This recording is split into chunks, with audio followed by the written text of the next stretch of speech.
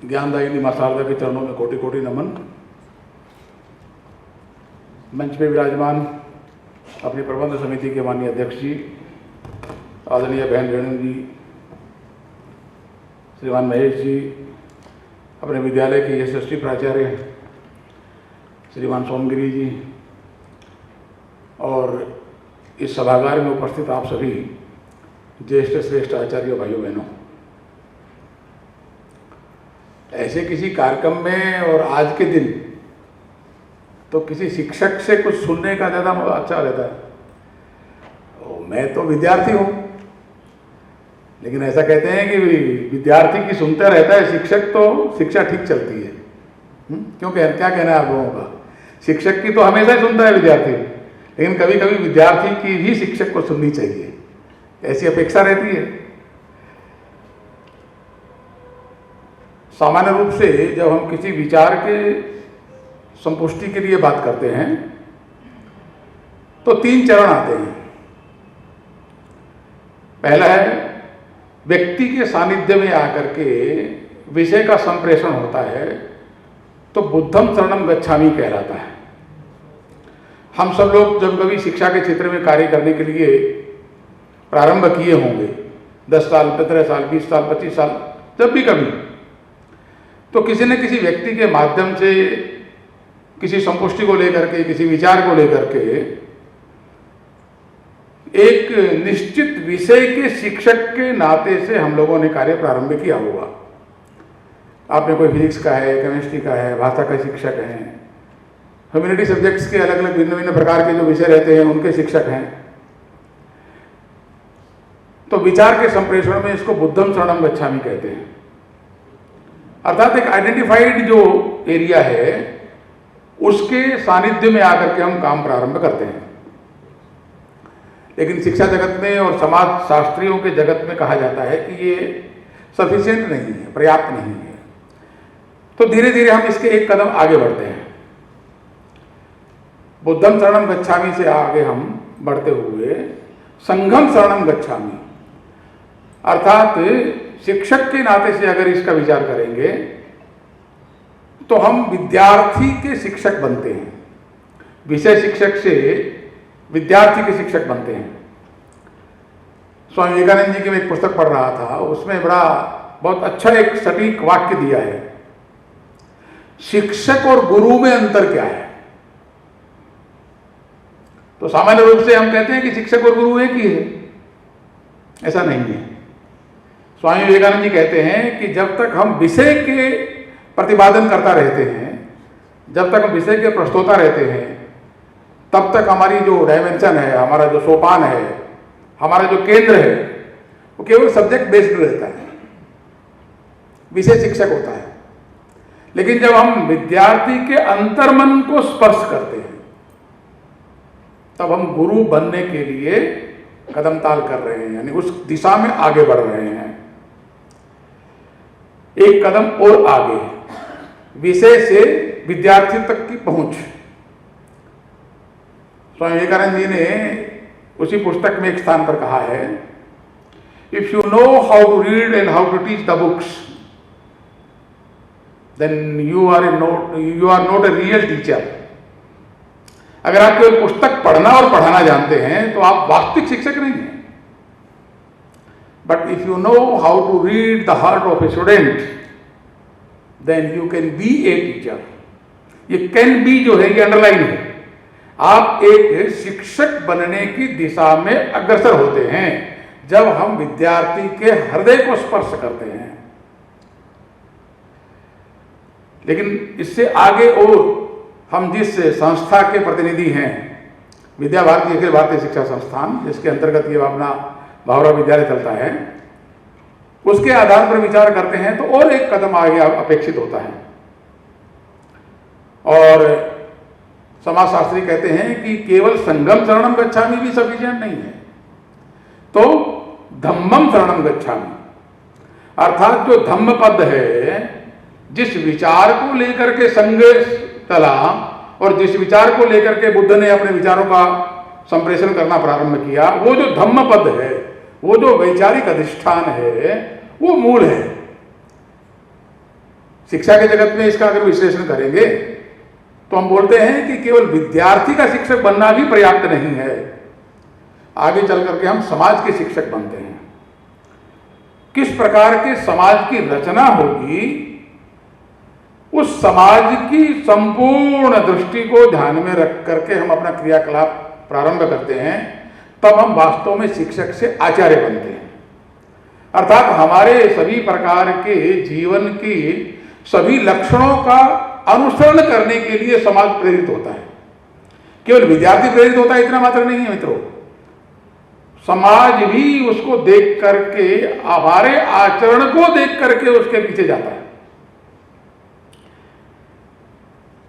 1999 में विद्या भारती में जब मेरी पहली बार योजना बनी, वो एक घटना में कभी कभी आप में से बहुत से व्यक्तिगत मित्रों में हैं तो मैं हंसी मजाक में चर्चा किया करता हूँ।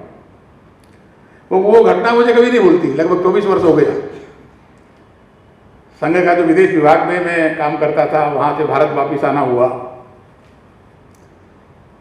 लखनऊ केंद्र हुआ, और जो पूर्वी उत्तर प्रदेश जो एक क्षेत्र है, माननीय प्रकाश जी उसके क्षेत्र संगठन मंत्री थे और सह क्षेत्र संगठन मंत्री के नाते से मेरे पास दायित्व आया। एक लंबे अंतराल के बाद, एक 15-16 वर्षों के बाद दोबारा लखनऊ केंद्र बना मेरा। तो संघ के दायित्व में जब विभाग प्रचारक का ऐसा दायित्व था, उस समय के हमारे कुछ मित्र 15-16 वर्षों के बाद दोबारा मैं लखनऊ पहुंचा हूं, तो मिलने के लिए आए। हंसी मजाक हो रही थी, बातचीत हो रही थी, भिन्न भिन्न प्रकार के विषयों की चर्चा हो रही थी। एक लगभग 4-5 महीना लखनऊ में केंद्र के नाते से काम करते करते बीत गया। जहां विद्या भारती का कार्यालय है, वहीं एक विद्यालय भी चलता है अपना। तो उस विद्यालय के भैया बहनों के साथ, उनके अभिभावकों के साथ, आचार्य वृंद के साथ, तो भिन्न प्रकार के विषयों को लेकर के औपचारिक अनौपचारिक गपशप होती रहती थी। एक दिन हमारे कुछ पुराने मित्रों ने कहा, भाई साहब बहुत दिनों के बाद आपका लखनऊ केंद्र हुआ है, तो चलिए जरा हजरतगंज में चाट खाने चलते हैं। आप में से जो लखनऊ के ज्योग्राफिकल सिस्टम से परिचित होंगे, हजरतगंज में 2-3 चाट की बड़ी मशहूर दुकानें हैं। एक हमारे मित्र हैं, उनकी दुकान है रॉयल कैफे नाम से, अनिल गुप्ता जी, तो वो उसको उसके मालिक ओनर हैं। तो कहे कि अनिल जी बहुत यार आपको याद करते रहते हैं, चलिए वहां चलते हैं। आप जरा थोड़ा इमेजिन कीजिए, उसकी थोड़ा कल्पना कीजिए उस दृश्य की। तो मित्रों ने कहा, बहुत दिनों के बाद में 15-16 साल के बाद लखनऊ आना हुआ था, तो मुझे भी लगा कि नहीं आग्रह कर रहे हैं तो चलो चलते हैं। वो 4-5 मित्र हमारे, हम लोग जो विद्या भारती ने गाड़ी उपलब्ध कराई हुई है उसमें बैठ करके चाट खाने के लिए चले गए। और जैसे ही वो दोने में जो पद्धति है ठेले पर चाट वगैरह देने की, आप जानते ही हैं, तो वो प्लेट में वो दोना रख करके उसमें सब सामग्री, टिकिया और छोला और वगैरह वगैरह जो कुछ आइटम रहता है वो दिया। और जैसे ही वो पहली चम्मच, पहला टुकड़ा तोड़ करके हम खाने ही वाले थे कि हमारे 2-3 अभिभावक वो वहीं आ गए। उसमें 2-3 बहनें भी थी, हमारे जो नन्हे मुन्ने भैया बहन पढ़ते हैं उनकी माताएं थी। उन बहनों में से एक ने बड़ा आश्चर्य से देख करके कहा, भाई साहब आप भी चाट खाते हैं क्या? आप कल्पना कीजिए जरा उस दृश्य की। कोई चाट खाना ये कोई पाप कर्म है ऐसा नहीं है, लेकिन अगर हम शिक्षा के क्षेत्र में और आचार्य की परिकल्पना में काम करते हैं तो किसी चौराहे पर, किसी ठेले पर खड़े होकर के चाट खाना ये आज के अभिभावक को स्वीकार नहीं है। वो इसको आइडियल नहीं मानता, आदर्श नहीं मानता। ये भले हम तर्क दे सकते हैं, हमारे व्यक्तिगत जीवन का विषय है, हम चाट खाते हैं, ये करते हैं, वो करते हैं, लेकिन जैसे मैंने कहा धम्मम शरणम गच्छामि, जब हम समाज के शिक्षक बनने के लिए आगे बढ़ते हैं, जब हम सोसाइटी को मोटिवेट करना, सोसाइटी को इंस्पायर करना, और विद्या भारती के नाते से जब हम एक बड़े सृष्टि की रचना करने के लिए जाते हैं। मैं तैत्तिरीय उपनिषद पढ़ रहा था, उसमें शिक्षावल्ली नाम का एक अध्याय है, उसमें आचार्य के लक्षणों के बारे में वर्णन किया है। तो उसमें जो कुछ वाक्य ऐसे हैं जो कभी कभी हम सब लोगों को सोचने के लिए प्रेरित करते हैं। एक श्लोक में याज्ञवल्क्य मुनि जी गार्गी से बात कर रहे हैं और वो उसमें उस श्लोक का वर्णन आया। वो कहते हैं कि इस सृष्टि की रचना में 3 इक्विवेलेंट हैं, समान भाव से पूजनीय हैं। एक सृष्टिकर्ता ब्रह्मा, दूसरा जैविक सृष्टि का निर्माण करने वाले माता पिता, और तीसरा व्यक्तित्व का निर्माण करने वाला आचार्य। ये तीनों इक्विवेलेंट हैं, तीनों समान भाव से पूजनीय हैं। आचार्य का स्थान याज्ञवल्क्य के चर्चा करते हुए गार्गी को बताते समय किस उत्कृष्ट कोटि का बताते हैं, आज के शिक्षक दिवस पर उसको केवल पुनः स्मरण करवाने के लिए मैंने आपको ये बात कही है। हम सब लोग विद्या भारती के कार्यकर्ता हैं, आचार्य हैं, दीदियां हैं, तो हम हमारा जीवन वैसा रहता ही है, परंतु इस बात को अगर हमने हमेशा ध्यान में रखा कि हम एक विशेष प्रकार के दायित्व को लेकर के काम कर रहे हैं। ठीक है, मेरा जैसे परिचय कराया गया, मैं संघ का प्रचारक हूं तो घूमता रहता हूं, लेकिन आप सबके साथ में परिवार का दायित्व भी जुड़ा हुआ है। तो इस नाते से आप जो काम करते हैं उसके कारण से कुछ मानधन आपको मिलता होगा, लेकिन मानधन मिलता है इसका अर्थ ये नहीं है मित्रों कि आप वेतनभोगी कर्मचारी हैं। इस मेंटेलिटी के साथ नहीं जीना। मानधन इसलिए मिलता है क्योंकि पारिवारिक दायित्व आपके साथ जुड़ा हुआ है। हमारी तरह से होते प्रचारक तो कोई लेना देना नहीं है। आप लोगों के परिवारों में जाते हैं, रोटी पानी खा लेते हैं, जयराम जी की आगे चले गए, यहां से खाए वहां चले गए, वहां से खाए वहां चले गए, हमारी आवश्यकता ही नहीं है।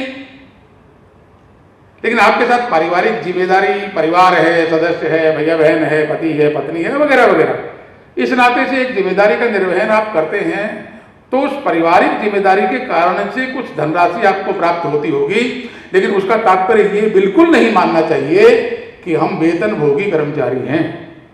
ऐसा बिल्कुल नहीं है। आप एक सृष्टि की विशेष प्रकार की परिकल्पना की रचना को तैयार करने के लिए लगे हुए हैं। आज जब हम शिक्षक दिवस के अवसर पर सर्वपल्ली डॉक्टर राधाकृष्णन को याद करते हैं तो इसलिए याद नहीं करते कि वो राष्ट्रपति थे, हम इसलिए याद करते हैं कि वो एक उत्कृष्ट कोटि के शिक्षक थे।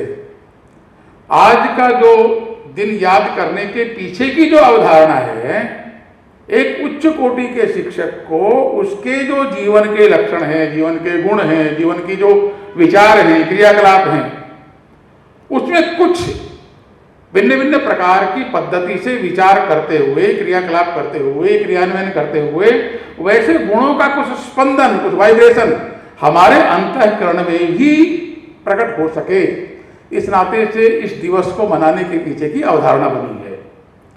कोई लंबा चौड़ा भाषण देने की आवश्यकता नहीं है, केवल कुछ बातें पुनः स्मरण करवाने के लिए जो मुझे आदेश हुआ था, तो इतना ही आप सब लोगों से मेरा निवेदन मात्र है कि हम एक विशिष्ट शैली से, एक विशिष्ट प्रकार के दायित्व को लेकर के, एक विशिष्ट प्रकार के समाज जीवन रचना के दायित्व के अंदर लगे हुए हैं।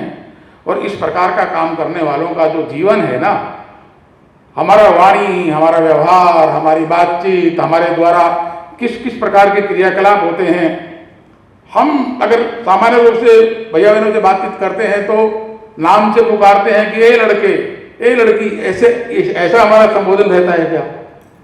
तो ऐसी बहुत छोटी छोटी बातें रहती हैं जीवन की। अभी पुरस्कार देते समय कुछ जो बताने वाले संचालन थे वो बता रहे थे कि उत्कृष्ट व्यवहार के लिए, उत्कृष्ट इस काम के लिए, उस काम के लिए। उत्कृष्टता जो है, ऐसा कहा जाता है कि जो सर्वोच्च स्थान है ना, वो हमेशा खाली रहता है। पूर्णमदः पूर्णमिदं पूर्णात् पूर्णमुदच्यते पूर्णस्य पूर्णमादाय पूर्णमेवावशिष्यते। पूर्ण तो परमात्मा ही है। सर्वोत्कृष्ट जो है वो केवल परमात्मा के लिए स्थान रिजर्व है, लेकिन उसके नियर बाई हम पहुंच सकते हैं क्या? उसके नजदीक पहुंचने के लिए अगर कोई प्रयास कर सकता है, भारतीय संस्कृति में जिस परिकल्पना को कहा गया है कि नर नारायण बन सकता है, उसका प्रथम सोपान आचार्य है, पहली सीढ़ी आचार्य है। आचार्य वो घटक है, वो तत्व है जो वास्तव में नर से नारायण बन सकता है। उसके नेतृत्व में अध्ययन करने वाला, उसके नेतृत्व में मार्गदर्शन प्राप्त करने वाला, उसके नेतृत्व में अपने व्यक्तित्व को निर्माण करने वाले हजारों लाखों ऐसे महापुरुष हुए हैं कि जिनके सानिध्य के कारण से लोगों ने एक बड़े बड़े ऐसे स्थान प्राप्त किए हैं। आज भी अगर कभी ध्यान में आता है तो वो उनको याद करते हैं। अंत में एक छोटी सी घटना बता करके मैं बात पूर्ण करता हूँ। मैं प्रवास के क्रम में झारखंड गया हुआ था, तो वहाँ जिस विद्यालय में मेरा प्रवास था वहाँ हमारे प्रधानाचार्य जी ने बताया, भाई साहब वो एक आचार्य जी का नाम बताया कि वो लगभग 20-22 साल पहले अवकाश प्राप्त किए हैं, आजकल 85-86 साल की वो आयु हो गई है, थोड़ा स्वास्थ्य ठीक नहीं रहता है, यहीं विद्यालय के पास में ही है, तो मिलने चलेंगे क्या? मैंने कहा बिल्कुल चलेंगे। तो उन आचार्य जी से मिलने के लिए गए। बिस्तर पर लेटे हुए थे, स्वास्थ्य वास्तव में बहुत प्रतिकूल था, उठ करके बैठना भी तो बड़ा प्रयास करके उठने का, मैंने कहा नहीं आप बैठे रहिए, कोई बहुत अपने यहाँ रहता ही है, कोई भी आता है तो जरा खड़े होकर के हम उनका सम्मान करने का प्रयास करते हैं। तो मैंने कहा नहीं आप कोई बहुत औपचारिकता करने की आवश्यकता नहीं है, आराम से बैठे रहिए, लेटे रहिए। तो हम उनके बगल में उनके जहाँ बिस्तर लगा हुआ था पास में ही उनके पुत्र ने कुर्सी डाल दी और उनसे बैठ के गपशप कर रहे थे, क्या हालचाल है। और सामान्य रूप से जब ऐसी किसी अवस्था के व्यक्ति से बात करते हैं तो क्या बीमारी है, कौन से डॉक्टर की दवा चल रही है, कैसा लग रहा है, आदि आदि भिन्न भिन्न प्रकार की बातें हो रही थी। ये बात है लगभग रात में 9-9:30 बजे के आसपास की। तब तक उनका जो पौत्र है यानी बेटे का बेटा, वो मोबाइल लेकर के दौड़ता दौड़ता आया, बाबा बाबा बाबा आपका फोन आया। तो उनके हाथ में फोन दिया और जैसे ही वो फोन रिसीव किए, हाँ हेलो कौन बोल रहा है, तो प्रारंभिक जो हेलो और कौन बोल रहा है ये शब्द बहुत ही एक प्रकार से कहने चाहिए, क्योंकि स्वास्थ्य अनुकूल नहीं था इसलिए बहुत कमजोर भाषा में और बहुत एक एक शब्द बड़ी मुश्किल से बोल पा रहे थे।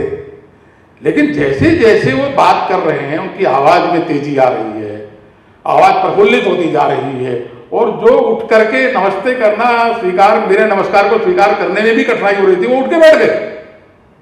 मुझे लगा क्या हो गया, अचानक ये एनर्जी कहां से आई इनके पास, एकदम से फोन, इसका किसका फोन है भाई। तो उनका चेहरा, उनकी प्रसन्नता, उनका आनंद वो देखते बनता था। मैं उसको शब्दों में व्याख्यायित नहीं कर सकता, उसकी अनुभूति ही, क्योंकि मैं साक्षी था इस नाते से प्रत्यक्ष देख रहा था, जिस ढंग से वो अनुभूति प्राप्त कर रहे थे, एकदम उठ करके बैठ गए और जैसे ही फोन डिस्कनेक्ट हुआ वो तुरंत अपने बेटे से कहे कि भैया जरा बढ़िया मिठाई लाओ, भाई साहब को मिठाई खिलाओ। अरे मैं कहा क्या हो गया, आप अचानक इतना करंट कहां से आ गया, अचानक इस प्रकार की जो ऊर्जा है वो कहां से ग्रहण की। तो उन्होंने एक बात बताई, उन्होंने कहा भाई साहब मैं जिस विद्यार्थी को, अंग्रेजी के आचार्य थे वो, तो मैं जिस विद्यार्थियों को अंग्रेजी पढ़ाता था 9वीं-10वीं में, उस विद्यार्थियों के समूह में से एक का फोन था ये। वो ऑस्ट्रेलिया में एक मल्टीनेशनल इंडस्ट्री में आज सीईओ हो गया है और वहां से उसने फोन किया, उसको 1 करोड़ का पैकेज मिला है। मैं आपसे एक बात पूछता हूं, उस 1 करोड़ में से आचार्य जी को कितना % मिलने वाला है? कोई मिलने वाला है क्या?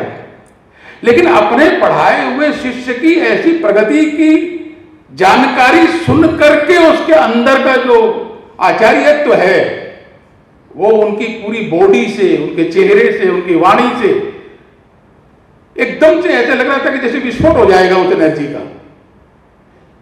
सामान्य भाषा में जिसको हम क्रिएटिविटी कहते हैं, रचनात्मकता।